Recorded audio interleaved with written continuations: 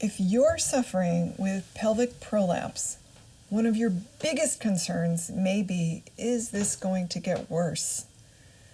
I'm the Kegel Queen. I'm a registered nurse, and my name is Alice Adams.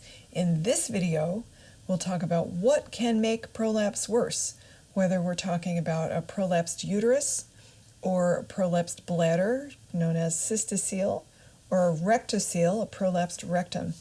Whichever kind of prolapse you may be dealing with, we'll talk about what can make prolapse worse and what to look out for that you can do to help keep it from getting worse, to improve your chances of keeping it the way it is or even improving. Women often think that prolapse will progressively get worse just as you go on through life, but that's not necessarily true. There are steps you can take to minimize the risk of it getting worse. And by taking care of yourself, you can give yourself the best odds of keeping it right where it is or even improving. One of these things, I'll just give you a few examples. One of these things is exercise. The way you exercise your body has a huge effect on your prolapse. I hear from women often who say things like, things changed down there since I started going to the gym, or I started XYZ exercise program and all of a sudden I have this sensation down there. So the way you exercise can have a really big impact, and what you want to avoid, just again super short and simple in this video, what you want to avoid is anything that strongly compresses your abdomen, like crunches, or anything high impact like running and jumping. These things can definitely put you at risk for worsening your prolapse. Another item is smoking.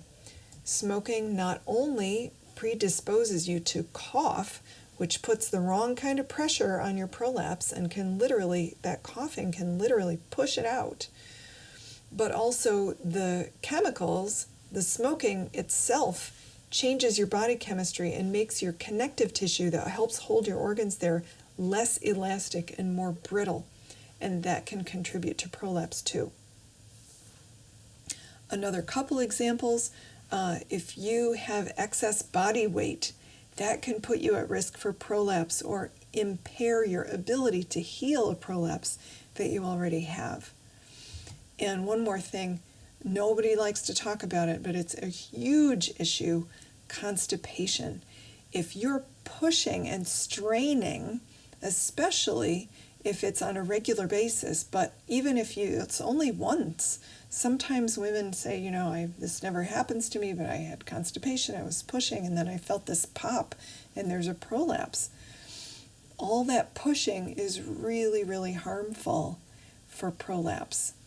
So those are just a few examples. There's more that we don't have time for in this video, but I do also want to mention another way to help your prolapse is Kegel exercises, as long as you do Kegels correctly.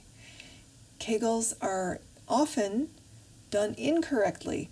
My experience is about 99.99% of women actually don't know how to do Kegels in a therapeutic, beneficial way that can actually have an impact on your prolapse. It's not that difficult, it's pretty simple, but you have to have the facts, and most women just don't have the facts, even if you learned from a childbirth educator or a physical therapist or a doctor.